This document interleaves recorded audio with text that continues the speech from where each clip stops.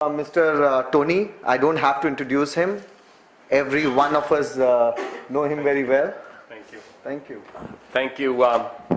I would like to thank Sanjeevan, the Avicultural Society, and my friends, and all of you for your hospitality, your kindness, for coming.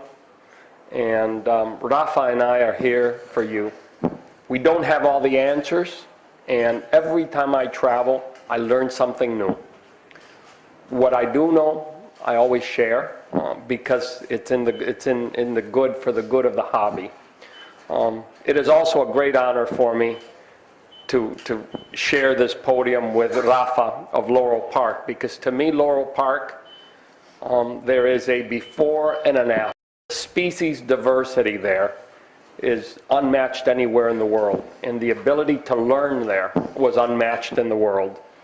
And it is a fantastic place. If any of you can attend the next convention, please do so. It will be, you will mark your lifetime with a before Laurel Park and an after Laurel Park. All right, if we can get started. I know time is limited and I know you'll have some questions. I'll just do this and then we'll change. I am 53 years old. I was born on August 25th, 1960. And the reason I state that is because you're going to ask, how could he have 40 years experience? I have been an aviculturist for actually a little bit over 40 years. I hold the first breeding of the slender-billed conure in the world. We were at Laurel Park, the first to breed Bodine's Amazon. And in Spain, while at Laurel Park, we had the first breeding of Spain of the Spixes, the red-spectacled Amazon, the gang cockatoo, the fiery-shouldered conure, and the Kia. They had never been bred in Spain prior to that. I have bred, either in my collection or at Laurel Park, 82% of all parrot species. I helped create the Spix's Macaw recovery program while at Laurel Park with the assistance of Laurel Park. And I have studied or have seen 87% of all parrot species in the wild. I have caught in the process enteritis, malaria. I have bot fly scars all over my body. But if I had to do it again, I would do it all over. Next. The slender-billed conure, I subsequently bred to 3 generations. Yeah, maybe if you can lower the lights, you would have better. And some of the slides are very old, some of the images are very old, but they're important because they give a timeliness to the lecture. Next.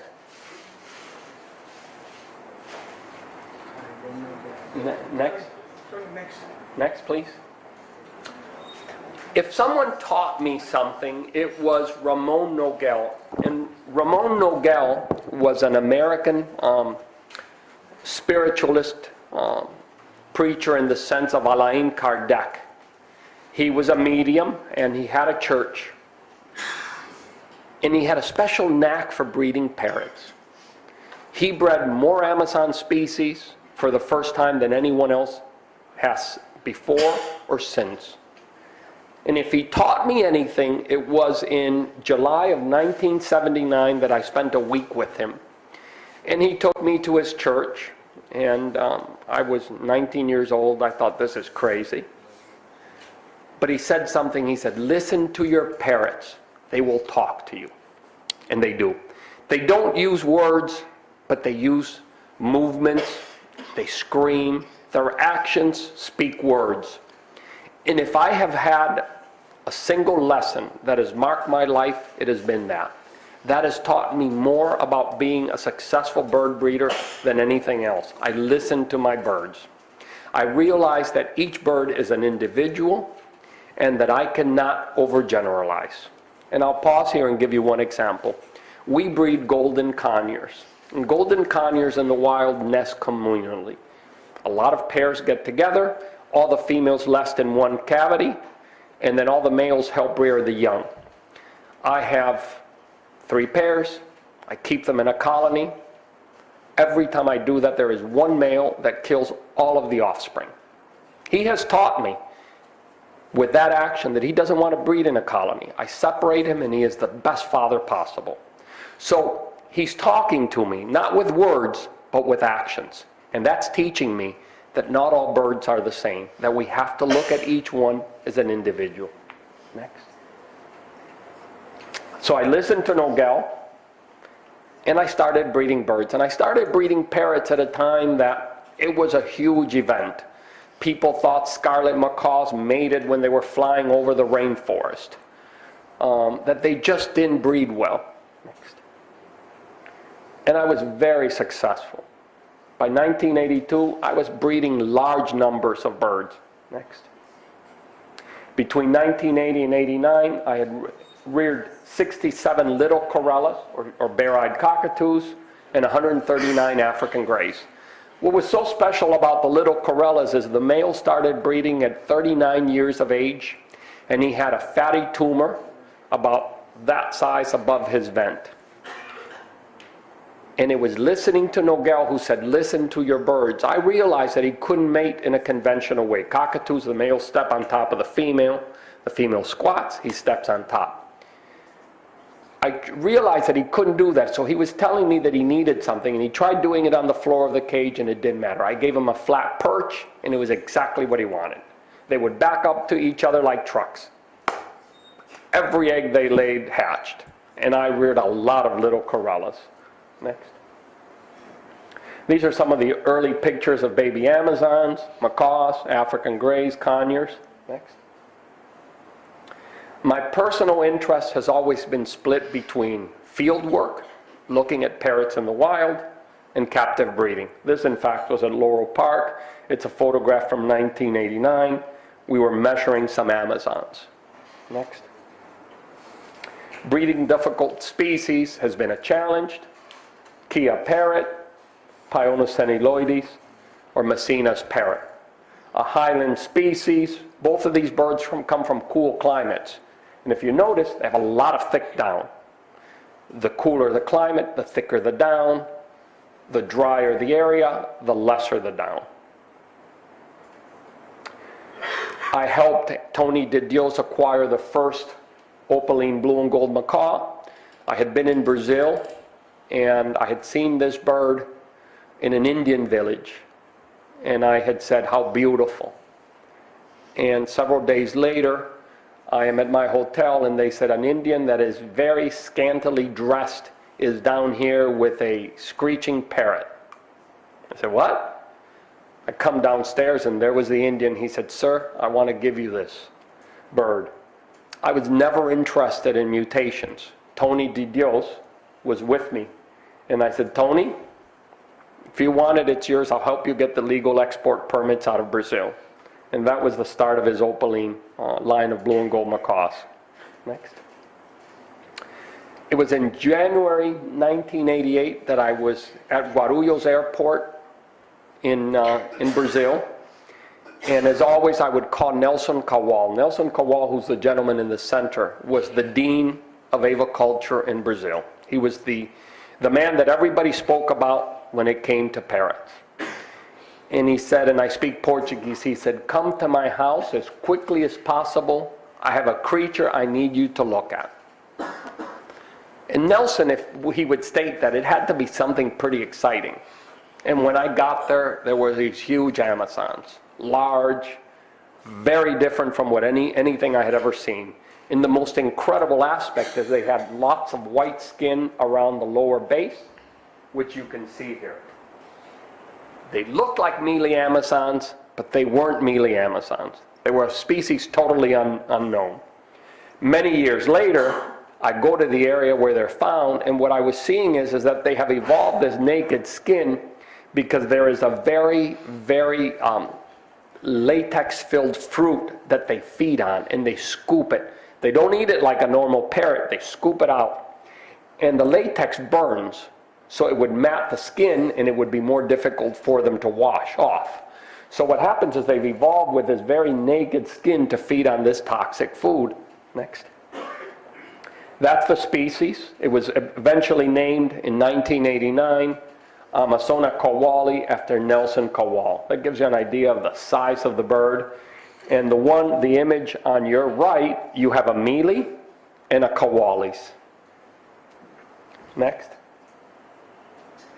The naked skin is a very diagnostic feature. Next. I witnessed the first fledging of a species that's now very common, the rose-fronted conure. Next. I handled the first fremery. It was a subspecies of the white-eared conure that had been unknown. I was with Mauricio Ferreira in Brazil, and we went to an area.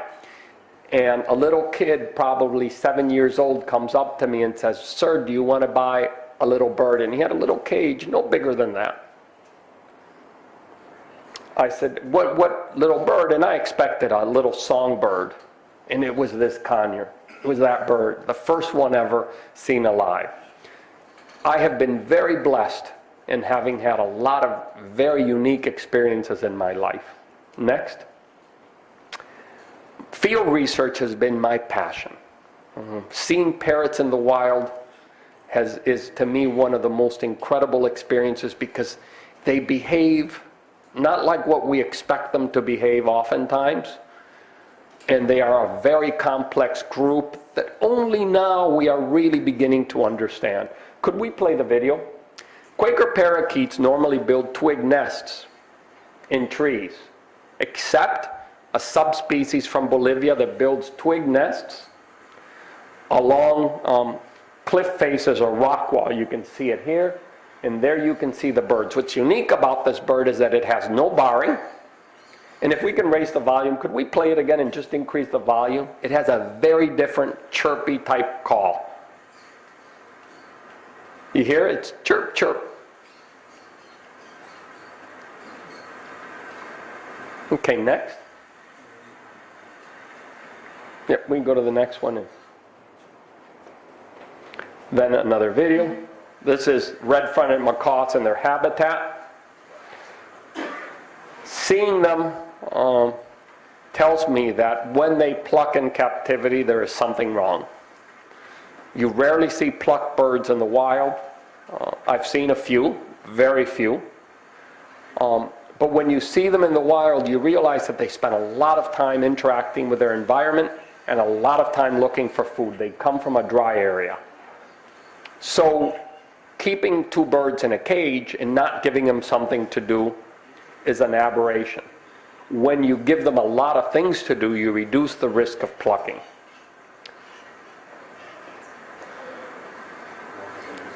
Ah, perfect. So that's a pair. And they nest in rock walls. And I'll show you an image in a minute. So that's where they nest in. You always see pairs, and then always singletons, single ones that are offspring. Pairs bond very strongly, although there is definitely, like in humans, divorce. There's been field work done, and field work that I did in Argentina showed that these birds would divorce. One male would decide, hey, I don't like you anymore. One female said, I didn't like you anymore. And the next breeding season, they would pair with a different bird. And with blue fronts, it's very easy because each one is an individual. You can recognize them by their color. And I have thousands of images.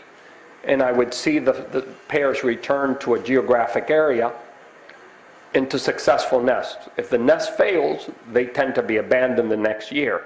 If the nest is successful, they come back, which is something always to keep in mind in captivity. Next. I've been involved in a number of very unique discoveries. In October 1988, a Brazilian bird keeper by the name of Pedro Nardelli, whose specialty was curassows. Curassows are turkey-sized birds from a tropical forest. And in Alagoas, they were chopping down the forest, and he wanted a subspecies that was nearly extinct. And he said, do you want to come? And Pedro was a good friend. I said, absolutely. And as we're looking at these things, he's looking for me to, and I see these little pioneers fly overhead. And not thinking about it, I tell the guide, I said, I want one of those. I want to see it. Before I could react, he takes it and shoots it down. That's the bird. What's so unique about this Maximilian parrot, which has never been named, is next, is its size. It's a pygmy. It's a pygmy. This is the normal Maximilian, and this is the pygmy. It has huge eyes. It is nocturnal in the wild. It does not move in the day, which is unheard of in a parrot except in the kakapo. It has a freezing posture, so when threatened they freeze, they don't move, and they become active at night. Next. Here you could even see it better. Huge eye, huge eye. And this gives you an idea, that's 1 inch, so you could see how small it is compared to a normal Maximilian. This bird has never been described. Then we'll show this video. Mitrid conures nest in trees. That's all we know about. These, in this particular area of Bolivia, built their twig nests. If you look at the bird, it's also not a typical mitrid conure. They have red, a white spot behind it. It's never been described as subspecies. And you see them working to build their twig nest. These birds spent the entire day working on these nests in very hot climate. Next. Play. Maroon, green-cheeked conures have been described. We think there's 5 subspecies. Unfortunately, the color here isn't real great. But if you would look at this color, you would realize that this form is very different from all the others. If you notice, parrots in the wild are always chewing, always active. And we'll get to captive breeding and many of those things a little bit later in this presentation, and then significantly in the others. Okay, if we can go to the next one. The enigmas. Many species have never been described. A parrot that's got a blue belly from a specific area of Mexico. A dark-beaked Amazon type from Guatemala, from a valley where they no longer exist. It was a yellow crown type in an area where there should be no yellow crowns. It should be either a double yellowhead or a yellow nape type, and they all have light-colored beaks. These particular birds have dark beak and yellow crown. They no longer occur in that valley. And then a real interesting situation where we believe, or I am beginning to believe, that in parrots there is a like species situation where you have 2 species that look very much alike, but genetically they're different and they don't interbreed. I've seen that in blue-fronted Amazons in Brazil, where in the same area you have one that nests in the ground, and I'll show you pictures, and ones that nest in trees. They look alike, but when you take blood samples and you do DNA work, they are very different. They clearly are not the same. How do these birds distinguish each other, and how do they not interbreed? And in this case, this white-eared conure type occurs with a subspecies that has very similar color, but they don't interbreed. Next. Then in 1984, I became obsessed. And I became obsessed to the point of madness. I happened to be in Brazil, next, visiting a man by the name of Álvaro Rosman Carvajis. He was a very quiet breeder who achieved really incredible successes. He bred a blue variety of the plain parakeet. It looks like a canary-winged parakeet. Dozens of them. And he was also breeding the Spix's macaw. In fact, between 1960 and 74, he bred 15. This was the original breeding pair. And he said, "You are crazy enough to look for these birds in the wild. They are disappearing. Go see Nascimento." Nascimento was Brazil's best trapper. To the point that one day I am in the forest with him and I see a blue-fronted Amazon that had a white beak. It was a cinnamon. And I said, I bet you any money you can't catch that bird. Because it was a needle in a haystack, one in a flock of 1,000. Next. Sorry, I thought this was the picture. I'll show you a picture of this guy. 3 weeks later, I am at Guarulhos Airport, and here comes Nascimento without a shirt, just a pair of pants and no shoes. He said, here's your bird. I opened the box and he had gotten it. That's how good of a trapper. That's Nascimento.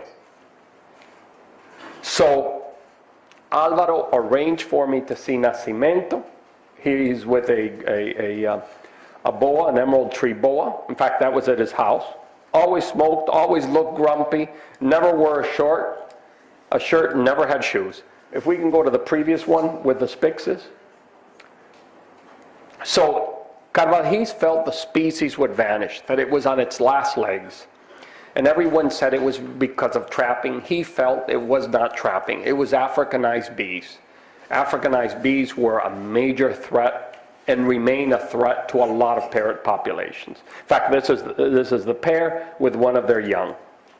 Okay, we can go to Nascimento. So then in the next one. And Nascimento then, in 1986, said, I will show you the birds. And by then there were 3 left in the wild. Next. By 1992, there was 1 left in the wild. Next. So by 1990, if we can go back to the previous slide, please. By this time, I had been at Laurel Park for 4 years.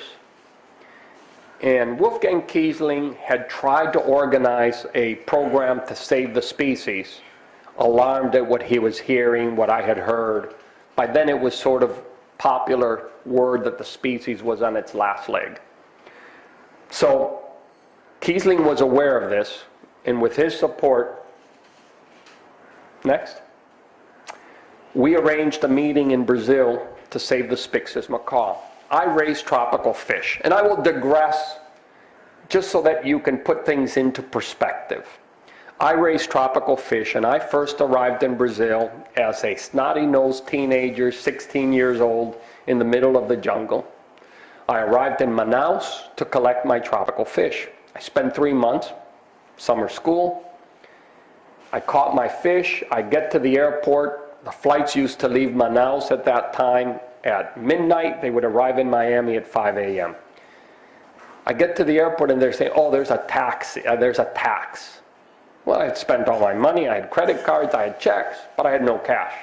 So I'm arguing with this woman that my fish, which I had spent 3 months on, I had caught malaria, were going to die. And she was unmoved. There was a gentleman behind me, and he said, what scene are you making here? The line is out the airport. You refuse to budge. This woman is not negotiable. The line is out the airport. We're all going to miss our flights. I said, she expects me to pay her $12, and I don't have any money. The banks are closed. I have a credit card. I can give her a check, and she is unmoved. He said, don't worry. I'll give you the $12, or we're all going to miss our flight.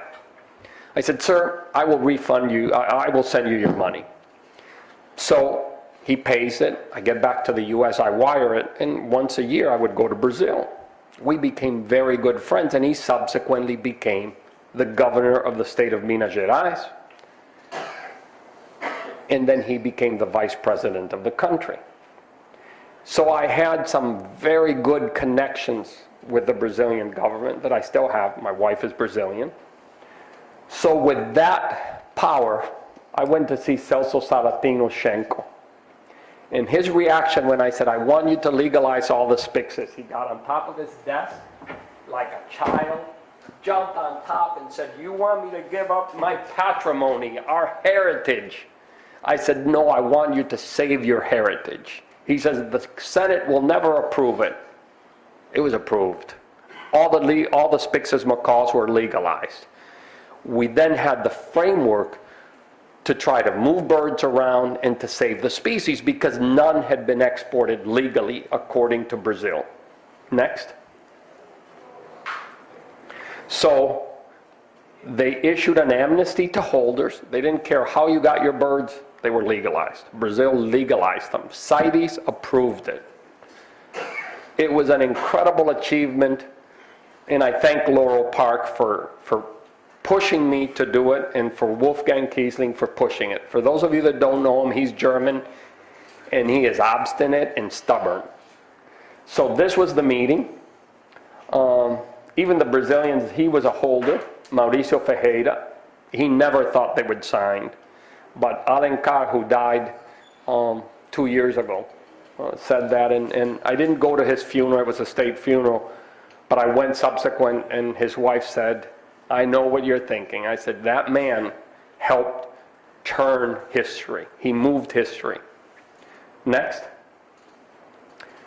So all the holders were brought together. Tony de Dios, who had by then was breeding them, the field researchers who were then studying the birds in the wild, and then I was able to achieve my dream. Next. I got to Laurel Park and there was one pair, and they were kept very dark. It was full of branches. It was overgrown with ivy. You couldn't see the birds. They were clearly not happy. These are birds that come from a dry area. Macaws always try to perch on the most exposed branches.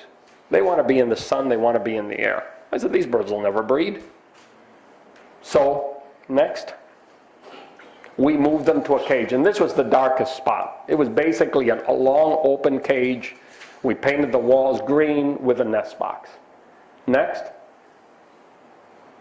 Then I achieved the dream. We bred 2 Spix as macaws. That's one of the youngsters there, and there's a different shot there. Next. We bred a second one. And I have all these slides that I want to eventually give the record to Rafa, because the images and lots of letters are part of the species history. Next. Where do I begin in my research? It always starts in the same place, in a museum. It was in a very similar situation to this that I met Salim Ali. This is a typical museum, next, and a typical information drawer. Lots of dead birds with tags. And these birds are shot, they're skinned, and incredibly enough, ornithologists and greenies have no problem seeing somebody shoot lots of parrots to put in a museum, but they object to you and I keeping them in captivity. There's a double standard there. Next. So while examining these skins of blue-fronted Amazons, I said, you know, nobody has ever compared parent-reared babies to babies we rear in captivity.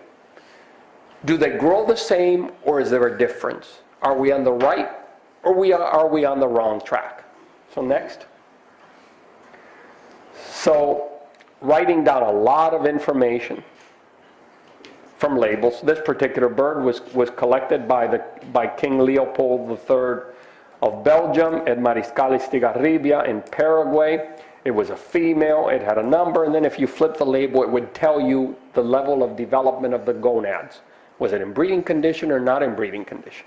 So by looking at hundreds of skins, I was able to come up with a time that they bred. I knew that they bred at this particular time of year. Next. With that information, I said, I'm going on a flight in December to Argentina. I landed at Tres Isletas, I landed in Buenos Aires, and then drove to what was then called the Green Hell, the Chaco. Temperatures got up to, do you guys use Fahrenheit or Celsius here? They would get up to 49 degrees during the day at the hottest time. It was a green hell. But that's where I had to go, because that's where the information from the labels led me to. So next. Oh, something's happened.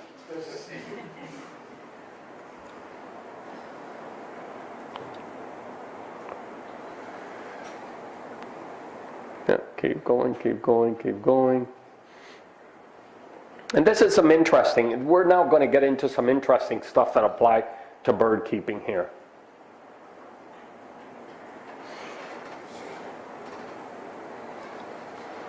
Next. I can come down. Huh? Yeah. So what I did is, I went there. I knew all the bird trappers. So I said, I need the best tree climbers that you have.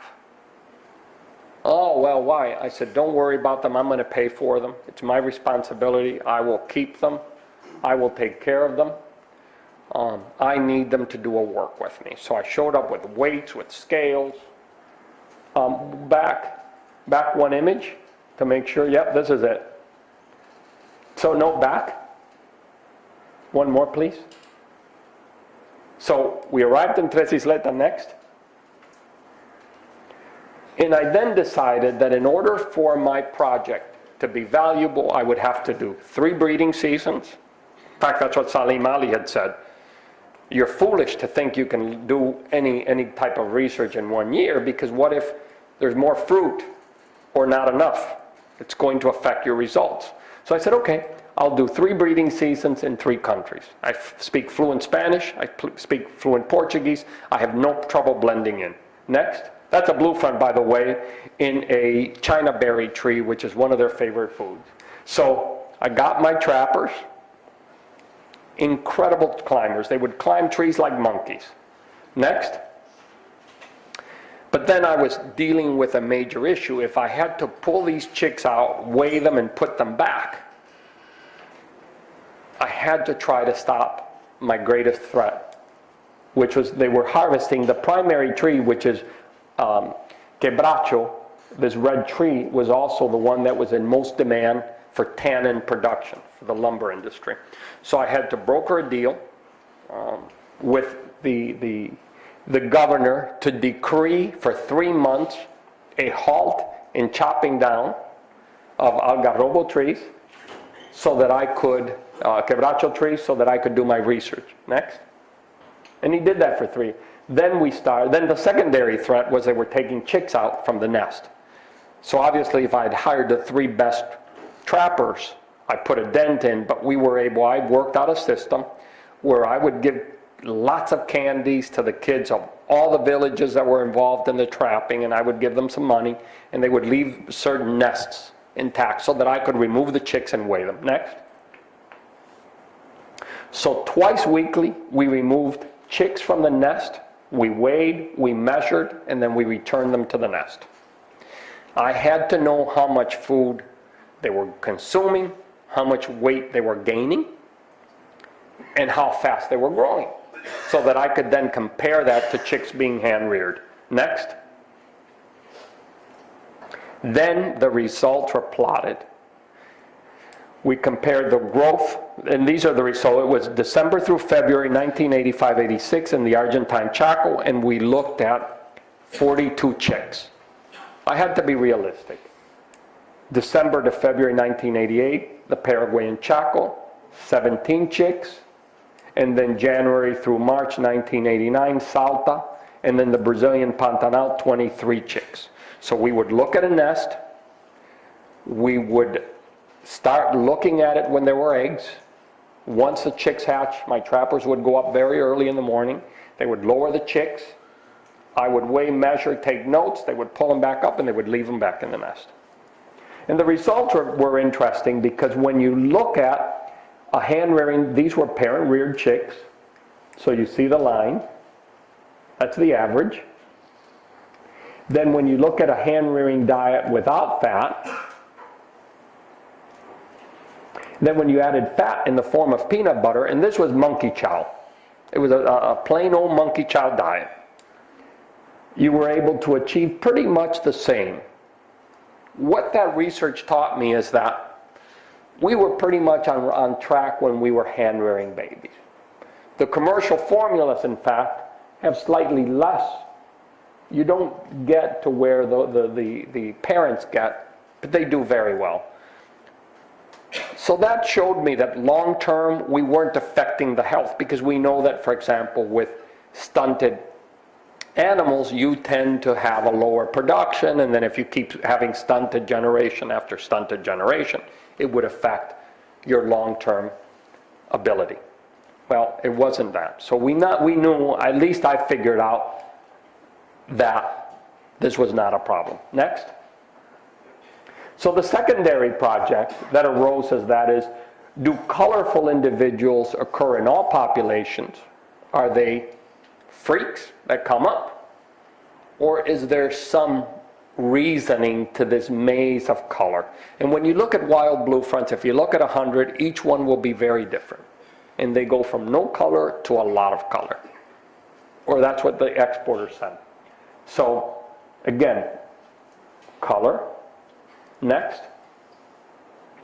So, from all of my research, I selected 7 chicks that were very colorful. And unfortunately, I don't know if it looks better from down here. Yeah, the projection's not good, but they have a lot of yellow in the head and in the wing. And was this, and eventually the Forsbergs in Sweden showed that yes, you can breed a colorful strain. Next. So I got 7 chicks, and I personally took care of them through the 35 days of quarantine in the US. Next. And this particular male started a breeding program that exists to this day. Next. It's looking green, but that's yellow. Yeah, I don't know why the image is, it's the projector. This is 5 generations later. Interestingly enough, this particular strain has become dimorphic. The females have no color, and the males all have this color. That's 5 generations. Next. And that's the next generation. Interestingly enough, Rafa, I was telling you about the yellow-shouldered Amazons from the Araya Peninsula. There is a population of yellow-shouldered Amazons in a particular area in this peninsula, and they've been wiped out, unfortunately, by a project. And I was telling Rafa that they look like blue fronts. They have evolved to match blue fronts as youngsters. Here's a yellow-shouldered Amazon from the Araya, an offspring from the Araya Peninsula, and an offspring of that particular bird. And when you look at them, this is the female type. Males have yellow and a lot of yellow. So I can tell exactly what sex they are 5 generations later. Next. The third major research project is how quickly do these birds mature? And this is something that's very important for you. When does an inbreeding bottleneck occur? When you start off with a population with very few individuals, very few founders. So in your case, where the flow of birds is limited or it's sporadic, what is your long-term possibility of keeping some of these species alive? Next. So as the guinea pig, I took a species that we breed lots of, Genday conures. Next. So I started out with wild-caught birds. 15 generations later, brother and sister all the way. At the start of the 6th generation, production, fertility started to decline, and then it crashed. It crashed. Virtually no production. 1 out of maybe every 15 eggs would hatch. Out of that chick, 5 chicks, maybe 1 survived. I continued. I said they will either die out or they will continue. And I had always thought of this not for the Spix's Macaw, but for some of the Caribbean Amazons that Ramon Nogel was breeding, particularly the Cayman Brack Amazon. That's why this experiment was started. So next. Oh, no, go back. I'm sorry, I didn't finish. Then, we plateaued, almost lost them, and then suddenly there was a reversal. And the birds started to become fertile, and the eggs started to hatch, and it opened up. So we went through a bottleneck effect where we almost lost them, and then it opened back up. Which tells me that it is possible, if you are careful enough to maintain a species with very slow numbers, if you are persistent. Most people give up. I persisted. I had to know what would happen. And we got up to the 17th generation, and production was even greater than it was initially. It was up into like 5 chicks on average per nest. Next. We also had to look at how did this bottleneck affect sexual maturity, or did it not affect sexual maturity? Parrots can be long-lived, and we don't have a lifetime. So we started off with the original wild birds. Bear in mind that in 1976, I had very little. We were dealing with wild birds. We really didn't know what we were doing. You know, as each generation progressed, they matured at a much earlier age, and this is when fertile eggs were produced. This is not when eggs were laid, this is when fertile eggs. And then it opened up. It increased. They took longer to mature. It wobbled, and then it dropped again. Next. And this is where you see the effects of sexual maturity occurring at the same time as the bottleneck. So as the bottleneck occurred, they took longer to mature. Once the bottleneck effect, it reversed. Next. I thought I had there should have been a square there where it blocked it off, but no, it's fine, keep going. At least you can see it there. So I'm always thinking of what experiments? Bornavirus, PDD. You know, how common is it in wild birds? We need to conduct DNA analysis of like species, birds that look alike, but that are not the same. And we need to really worry about wild populations. Next. Species that are in serious shape are the Indonesian lories. And you guys are still very fortunate to be able to get wild birds here. You know, you can get some of these stocks to breed some of these things. This is a greater Patagonian conure. This is the first one that arrived at Laurel Park. Species that's doing very poorly. Patagonian conures are very difficult to breed. We have achieved 3rd generation, and I don't even know how, because they are a real problem. I have never been able to figure out how to keep them breeding very successfully long-term. Next. So when we look at wild parrots, they have the largest number of threatened species in any family. 90 species, or 26%, are at global risk of extinction, compared to about 11% for other birds. And 40 species, or 11%, are threatened. Next. I work with NASA, and it gives me tremendous access to tremendous information. So I had at one point, I said, you know, everybody was saying, oh, it's bird trapping that's wiping out all these populations. So I went to the Compton Space Center and said, can you guys take pictures of the Amazon for me? Yeah, no problem. What do you need?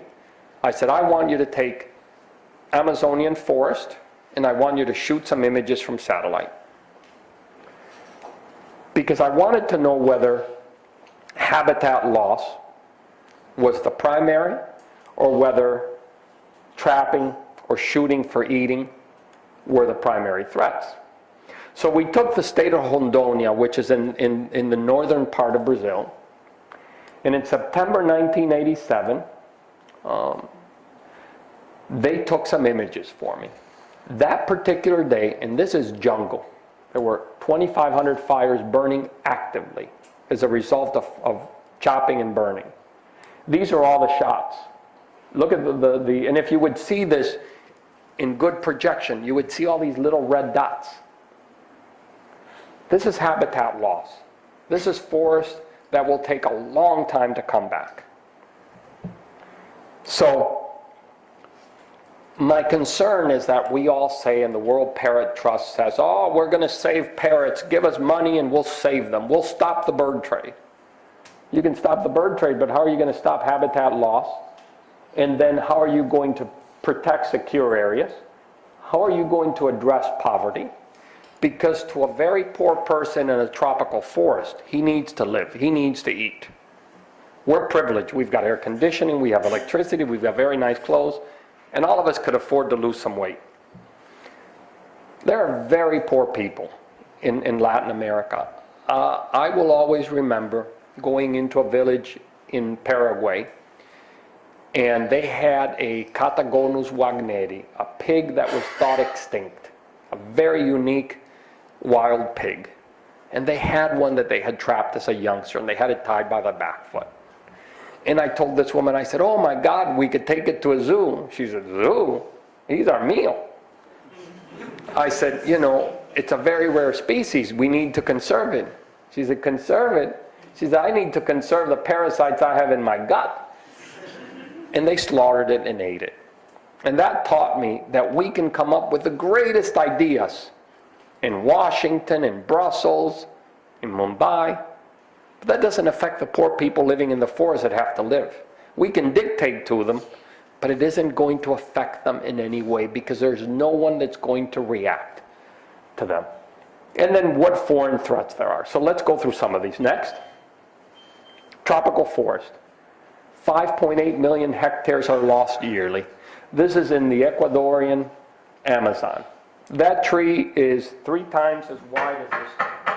So if you take this table and make it 3 times, that's the size of the width of that tree from base to base. It was chopped down and burned. Next. That's what it looks like. That was parrot habitat. There were mealy Amazons living in this area several weeks before. You could see all the timber cut, the feeder roads. Next. The Caatinga, or Cerrado, Brazilian's dry scrub area. It is huge parrot diversity. It is now one of the biggest threats. 21% remains. It is parrot habitat. This is a soybean processing plant in the middle of nowhere. I had to fly 4 hours by jet, land in a dirt field to look at this facility. There was 1 million acres of soybeans around this facility. Parrot habitat. So create all the laws you want, but unless you address this, it's not going to have any effect. Next. One of the biggest threats to parrots is the need for protein and oil in the human diet. Everybody needs protein and everybody needs oil. Oil makes food taste good and it gives us energy. African oil palm. This is a plantation in Esmeralda in Ecuador. African oil produces a large volume of oil. It produces it long term. It is the most productive oil crop of all oil crops, but it also destroys the soil. Once you cut down those palm trees after 30 years, there's very little that's going to grow in that soil. And they're not allowed to die, because if they die, they're replaced. Every tree has to produce, so there's no parrot habitat, there's no nesting possibilities. For a long time, the Chinese, which is a huge, huge oil market, could not digest palm oil because of a specific enzyme. That enzyme has now been identified, it's been removed, and they can digest it. This is what's causing the burning of, sorry, I attack everybody, even Latin, so don't feel bad.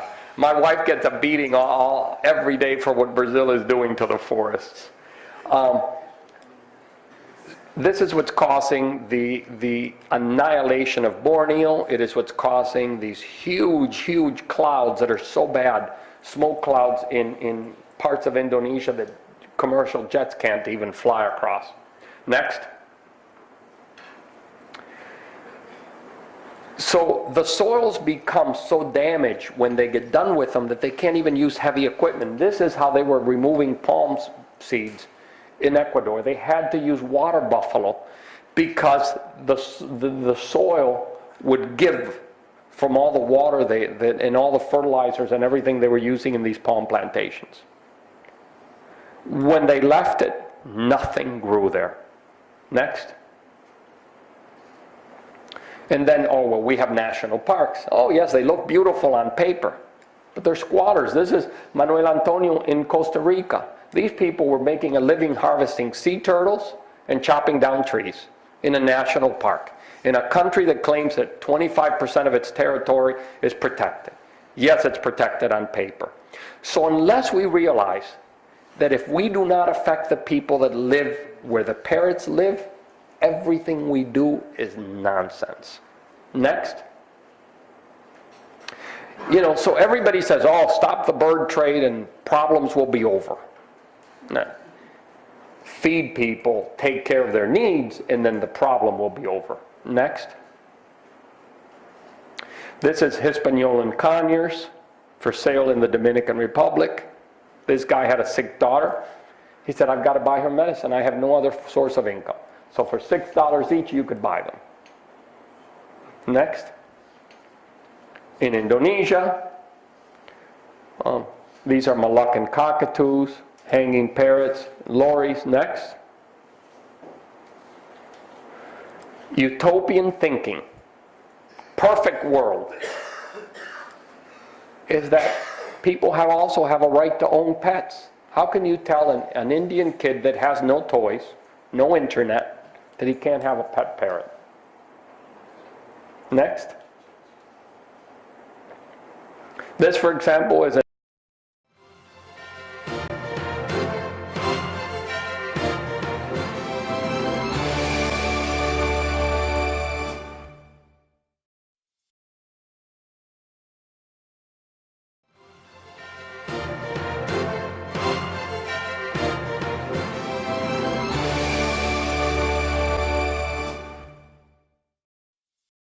Bororo Indian village, and he said, look at what I have, a dusky conure and a Brotogeris.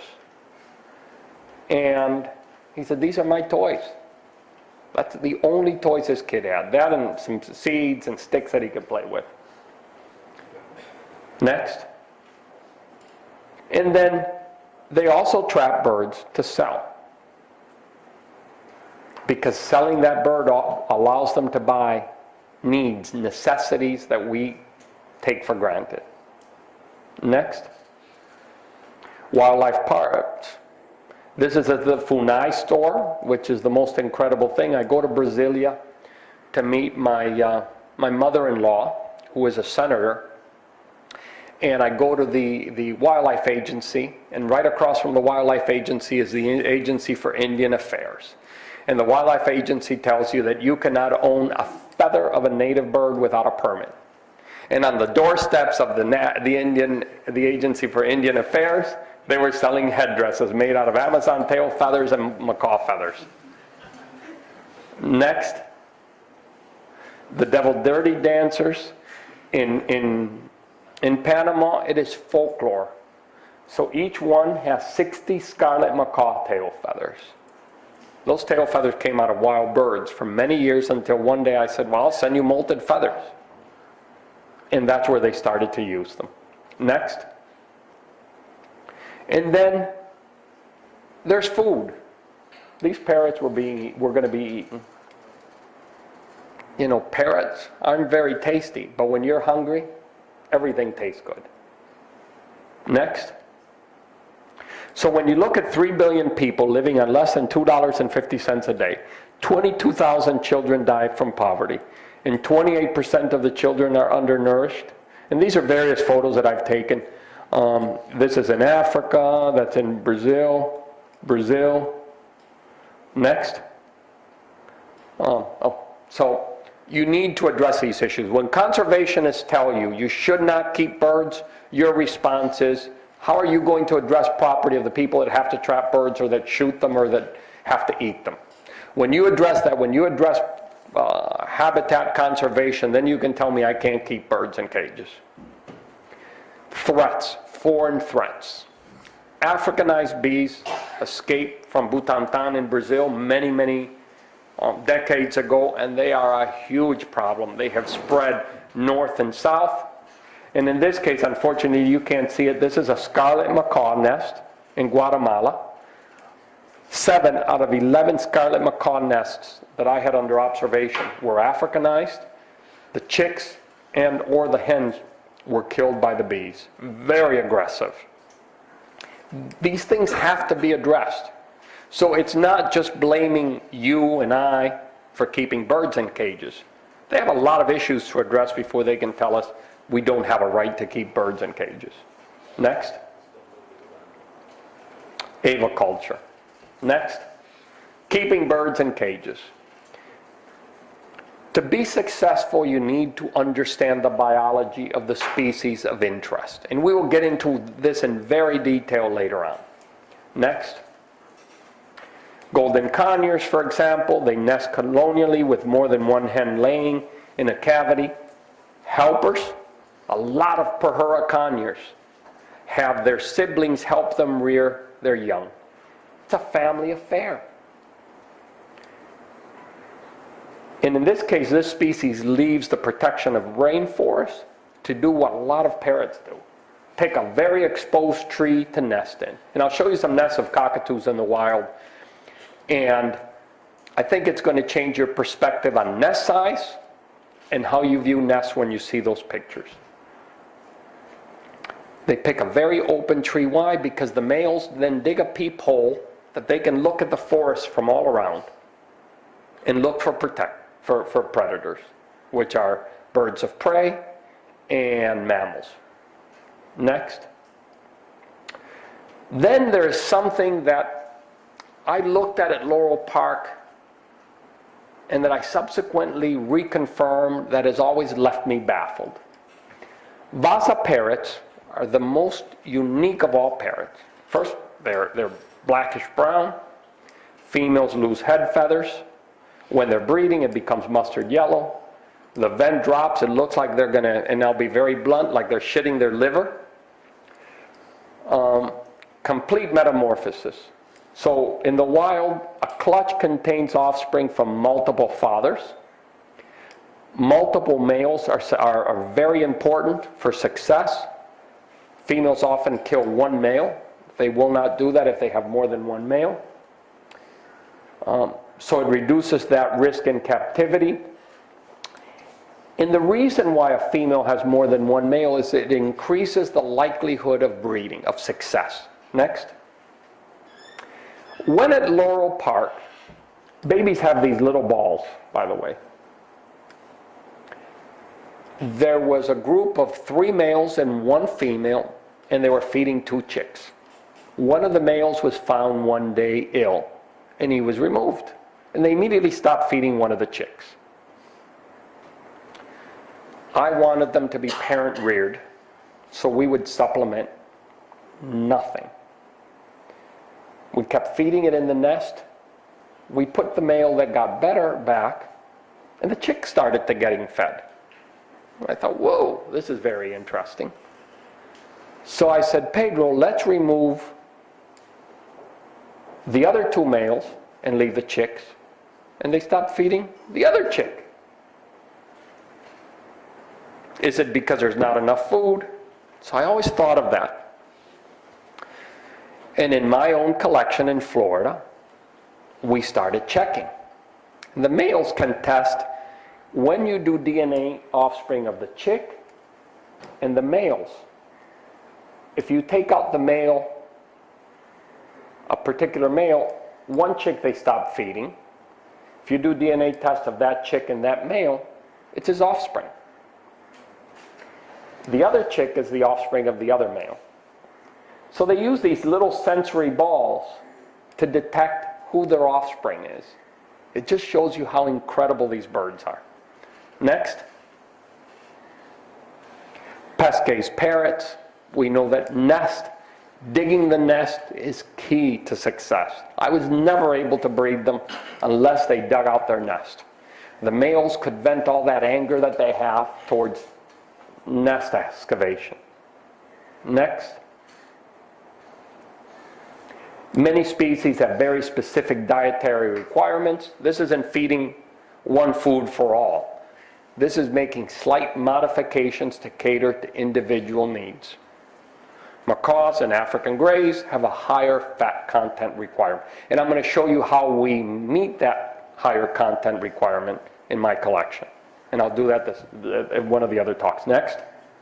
Neil, tell me to shut up if I'm running late. Please continue. Okay. So we need to look at housing before and after the breeding season. What can we do to induce our birds to stimulate them to breed more successfully by housing them? And with Amazons, it's very, and this is in Brazil, because my aviaries are longer, they've got trees. We remove blocking, we flock the Amazons when they're not nesting. In those cases we don't. We separate the block, anything that blocks the cages, so the males can see each other, they incite each other. As soon as they start to breed, we block them. Fertility has increased dramatically. Next. Issues such as mate aggression in cockatoos, that is a huge, huge problem. This female's beak was crushed. Next. And aggression, we don't really understand. Czech breeders believe that the more open aviaries, the better.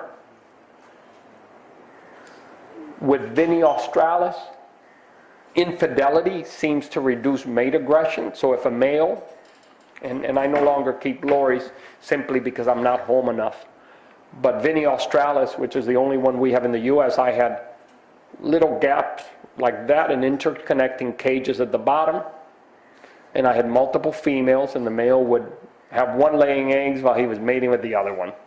There was never an aggressive issue beyond that point. Prior to that, they were killing each other as fast as I could breed them. And then selection, pairing, natural pairing seems to help reduce mate aggression, but with cockatoos there is more to it. And I've always thought of Dang. Dang was Bangkok's most prominent animal exporter, and Dang had an aviary probably 4 times the size of this room attached to his office. And it was full of medium sulfur crested cockatoos. There was a big tree in the middle and nest boxes all around.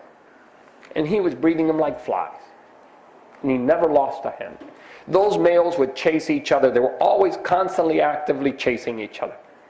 They were young kids fighting. Never any serious injuries. But they were fighting with each other and leaving their mates alone. Something to think about with cockatoos, and we'll get into it a little bit later today. Next. Displaced anger to somebody other than their mates is important, and maybe even visualization where they can see and even come in contact with each other. Next. There's been surgery that's been done to try to reduce this, and that has worked quite well. Next. Next. So our contribution. What do aviculturists contribute? Everybody says, you guys don't contribute to anything except keeping birds in cages. We are providing a lot of information that would be impossible to gather in the field. How can somebody gather up all this information on the breeding display? It's very difficult in the field. Weights of eggs, that you can sex eggs. You know, Mufi and I were talking about it, that in Rosellas, males are more pointed, the eggs are more pointed, and females are more rounded. Field researchers can't see this. These are contributions that we as bird breeders are making.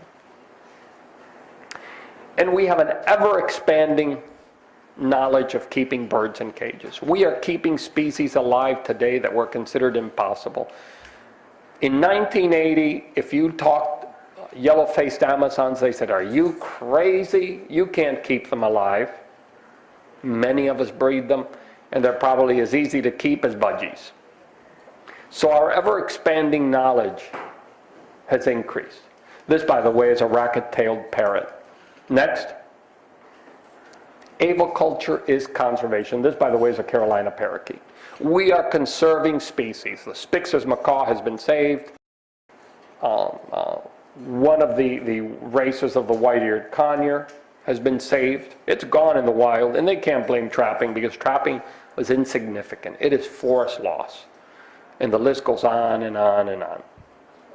Next. Where we need to focus.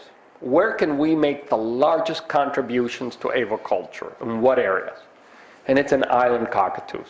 The Indonesian islands are being deforested at a speed of lightning.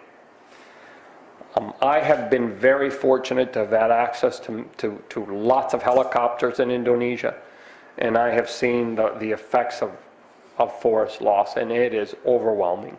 Next.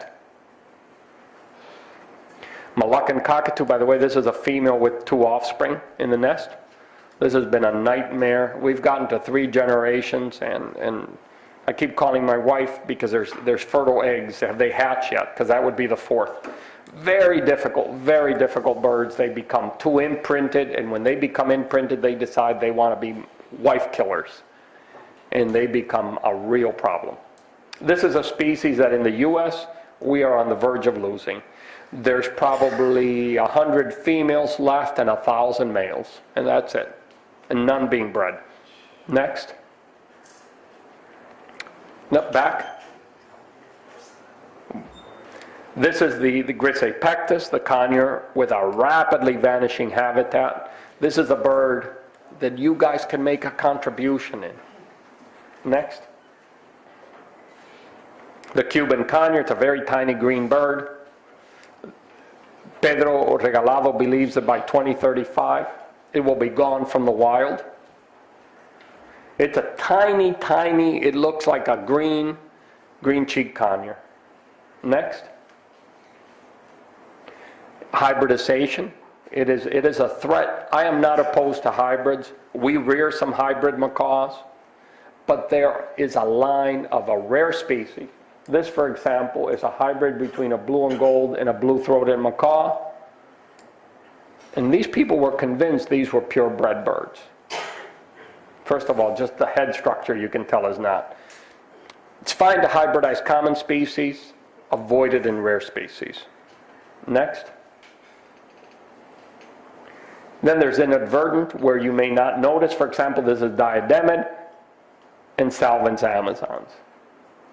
They look alike, and it's possible. But if you do research, it's possible to separate them. Next. And then there is the geographic concept that each valley, each mountaintop, each place has a different form that is very different in many respects. And here you see it. This is an orange wing from one part of the range. Across the river, this is the other form. This is constant. Typical, and we'll go to the next. And you can see the color. Smaller, go back please. Smaller, slimmer bird, stockier bird, very quiet bird, typical orange wing, very noisy bird. So there are, within a species, lots of different geographical forms that may not be subspecies, but we need to be attuned to that, because that could be a difference, and you'll see it this afternoon when I show you ground nesting and tree nesting blue fronts.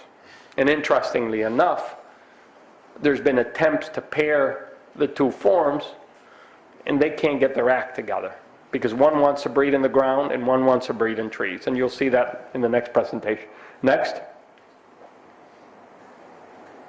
The Marajo Island form, next. And that's that. And I don't know, do we have any time for questions, Anil? We'll keep it for the next one. Okay. So, that's... Let's take a couple of them at least.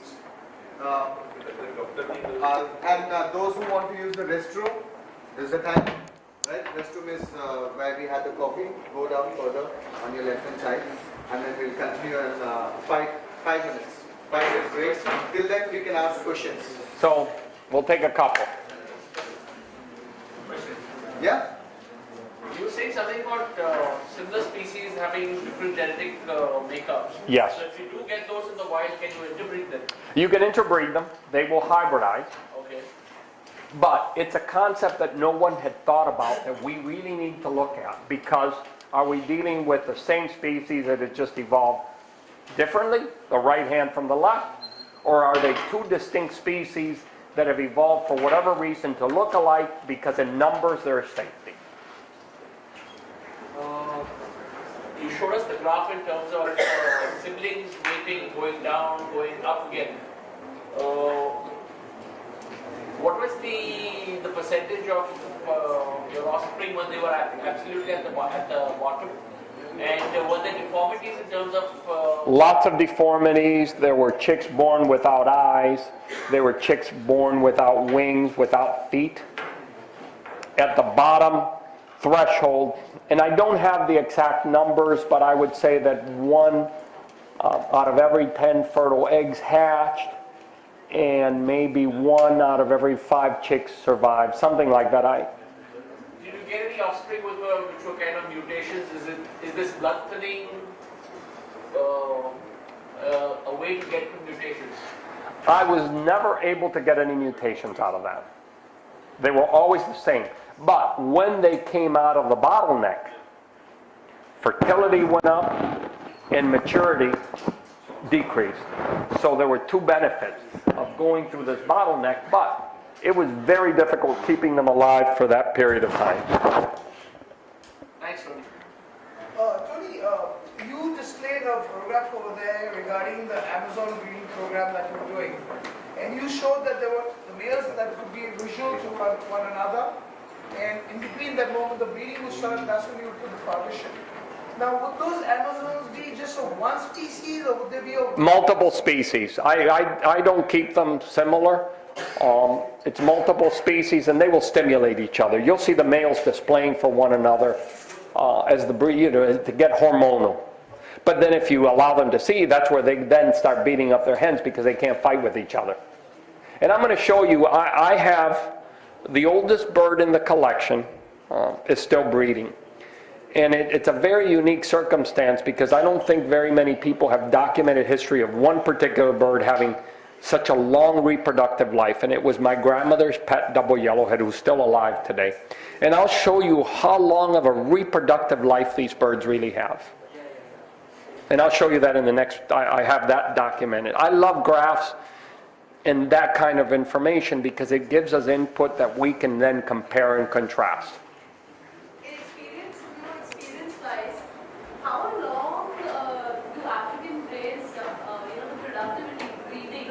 I have one that I call Coco that we reared 30 years ago that is still breeding. And we hand reared her. She started breeding when she was 7 and she's still breeding. So they have a very long productive life. We have cockatoos that we bought in the 1980s. Because when I went to Laurel Park, I never got rid of my birds. I kept my birds. People say, oh, I kept all my birds. They were out on loan primarily, but I kept them. So we still have, and all the birds have leg bands, whether they were imported bands or not. I banned everything because it's the only way of keeping records. But the oldest one that I have, and you'll see the information on this double yellowhead that is still breeding, you'll see where it was most productive in its life, but it still lays periodically. And you said that they start breeding, like how early have you seen rays particularly breeding? How early they are? The earliest I have had eggs from Timnays has been a little bit over 2 years, captive bred. For Congo Greys, it has been 4 years fertility, 3 years eggs. But I don't think we really have ever gotten, fertility where the egg, for example, didn't hatch, where it died. I would say 4 to 5 years would be your threshold, in our experience. And we have a number of pairs that are captive bred, and we know their history, and we know their parents' history. My goal has always been to breed, anybody can breed from 2 birds. I want to breed multiple generations, that's the challenge. I don't have to live off my birds. My birds are a hobby. And that gives me a special advantage that I can do these luxuries. I can get rid of a breeding pair and replace them with their offspring. So I'll stop, I'll give Rafa a chance and then... Anyone else? Okay, Mr. Rajda. Tony, Oh, we have Mr. Rajda. oh, sorry, I didn't see you. The light's too bright. I apologize. Could you tell us the reason why the Ineffectiveness male and female evolved in different colors? Was there any reason in... I will tell you what I have seen in the wild. Females live in a hole. They literally live in a hole and they are serviced by a lot of males.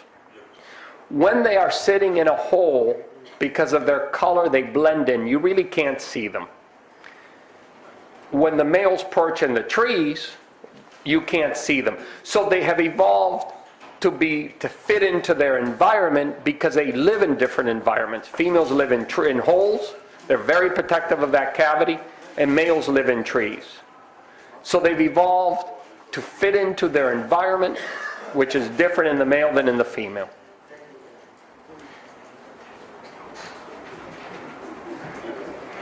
Okay, another question for you, Tony. They don't want you off. Tony, they are making Yes, up please.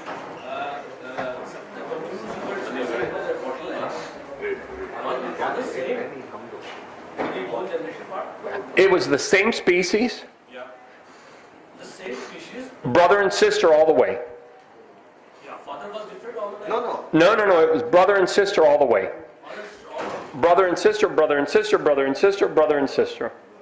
I had to be inbreed to the extreme to see where the bottleneck would occur. Now, we've started doing the same thing with yellow Lord Amazons, and we're having major problems at 3rd generation. So not all species behave. Now, I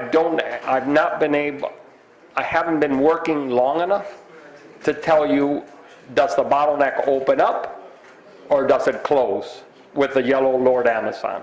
But with the Gende Conure, brother and sister, brother and sister, brother and sister, it crashed and then it said, the hell with this, it opened up. So it may behave differently in different species. Although when you look at a lot of the birds we have in captivity, for example, all the rose-crowned conures in the US come out of 2. All the Hoffman's conures come out of 7 founders. So, but we're dealing with a relatively quick reproductive mode. They breed very early. And, you know, what happens with birds that are slower to mature? We don't know.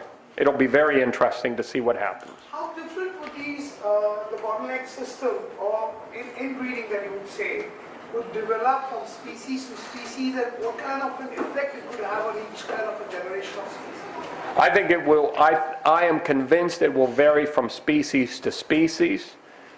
And the larger the species, the more difficult the bottleneck becomes. The easier in the smaller species. Does it get kind of a more, like you said that you came to a stage where it was stagnant, and then you suddenly saw the rise up of the Yes. fertility and everything.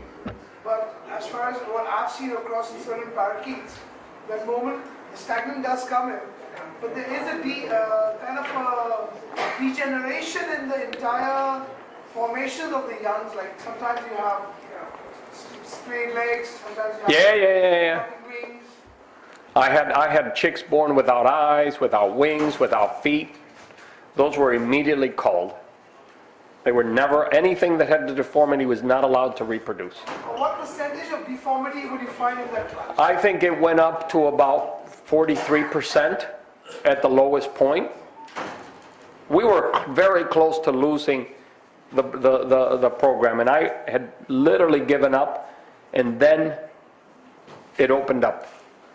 You mean to say that once you finish your culling and whatever was left off, the species that survived out in the normal form were having a stronger gene to pull it forward? Yeah. The bottleneck opened up. These birds went from being very delicate, major losses, deformity, to showing what you could literally describe as bigger. They came back, it just literally opened up from one generation to the next. It just went. These birds were tenacious, were hardy, were more productive. I don't think that's going to happen with the yellow Lord Amazons, but we're only a third generation, so we need a little bit more. All right, we'll end with the question. Hopefully in 5 or 6 years I can come back and tell you it failed or it worked.